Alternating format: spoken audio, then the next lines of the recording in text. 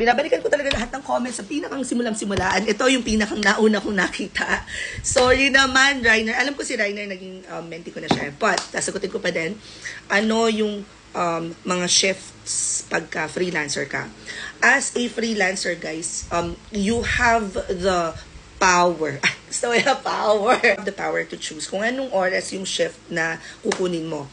And a lot of freelancing positions or roles ay flexible. Meaning, kung kailan ka available na mag-work, kung kailan ka available na gawin yung task, pero meron kang due date kay client.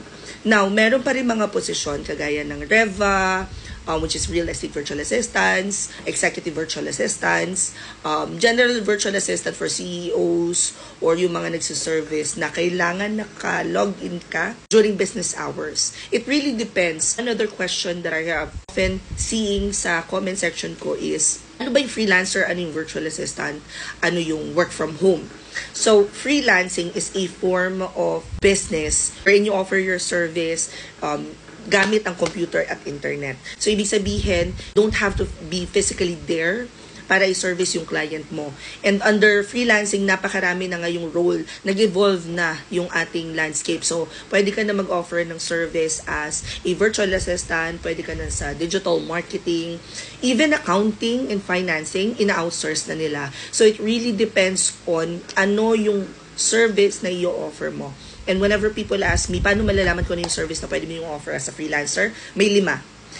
Administrative, creative, tech, support, and sales. Mamili ka kung alin dyan yung may experience ka. Now, if you are a student, pag-graduate ka pa lang, anong course yung kinuha mo? Kung hindi ka nakagraduate ng college at ikaw ay high school graduate, tapos nag-start ka na mag-work sa corporate, ano yung role mo doon?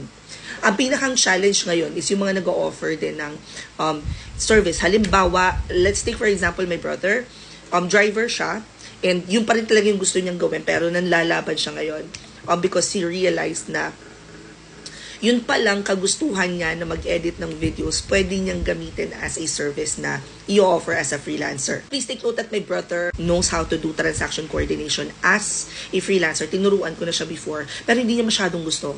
Ayaw niya na may nakakausap, ayaw niya na may kailangan mga tawagan.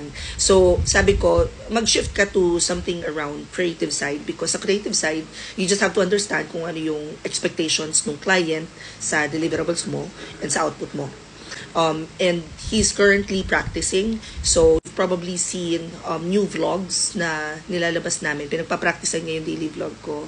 And then hopefully, by the start of first quarter, ng 2024, he'd be able to land his own client sa video editing side. So that's just an example para naman doon sa mga physical work, kumbaga, ang gustong ginagawa. Anyway, going back, so ang shift mo or yung oras ng work mo, ikaw ang mamimili nun. Pero kung halimbawa nandun ka sa situation na kailangan mo na ng work, gustong-gusto mo na makaland ng client, then I would say be flexible muna pagdating sa schedule at kapag may skill set ka na alam mong kaya mo nang i-deliver yung output without working same as the business hours ng client, then saka ka magkakaroon ng karapatang makipag-negotiate ng bahagya. Anyway, hope this helps. Comment any questions you guys have about working from home. Follow for more work from home. Bye!